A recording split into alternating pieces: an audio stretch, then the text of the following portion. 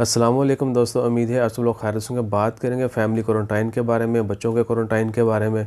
Oman civil aviation authority CA और airport ने जो है अनाउंसमेंट कर दी है। आज 27 मार्च 2021 हफ्ते का दिन है कि जितनी भी फैमिलीज़ और उनके बच्चे अगर साथ आ रहे हैं तो उनके लिए लाजमी होगा कि सभी मेंबर्स जो हैं वो होटल में क्वारंटाइन करेंगे, इंस्टीट्यूट में क्वारंटाइन करेंगे।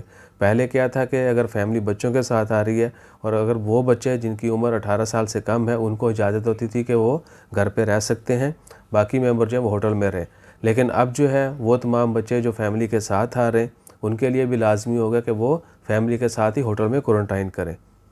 इंशाअल्लाह ताला खैर दुआ करते हैं कि अल्लाह ताला हम सब को अपनी हिफ्ज़ ईमान में रखे और इस मुश्किल वक़्त से बचाए। क्योंकि मुश्किल इसलिए क्योंकि एक्सपेंस जो है वो बहुत ज़्यादा बढ़ चुके हैं। इवन के होटल प्राइजेज़ जो हैं वो भी बहुत ज़्यादा बढ़ चुकी हैं।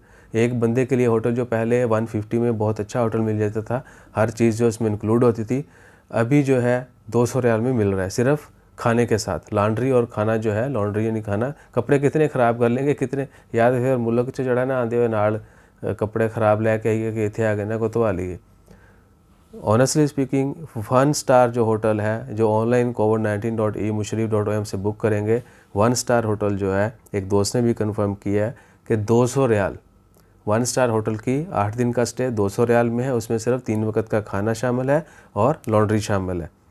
इसके अलावा कोरोना का टेस्ट, एयरपोर्ट से पिक एंड ड्रॉप और ब्रेस्ट रिमूविंग ये वो किसी चीज़ में शामिल नहीं। जबकि इससे पहले 150 रियाल में जो है तमाम चीज़ें इंक्लूड होती थी। होटल की गाड़ी आपको एयरपोर्ट से पिक करती थी, उसके अलावा कोरोना का टेस्ट जो 8वें दिन होता है वो भी करवाते थे, ब्रेस्ट भी रिमूव करवाते थे खलास, और आपको इवन के बहुत सारी तो घर पे बाद में ड्रॉप भी करती थी।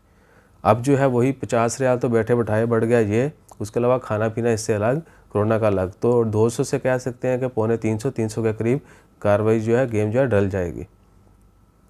कोशिश करें कि अपना ख्याल रखें, दुआओं में याद रखें और हर तरह की दुआ करते हैं कि अल्लाह ताला हम सबको अपनी हिफ्ज़ ईमान में रखे, हर तरह की वबा से, बीमारी से, शर से महफूज रखे। जज़ाकल्लाह, अल्लाह हाफ़िज़।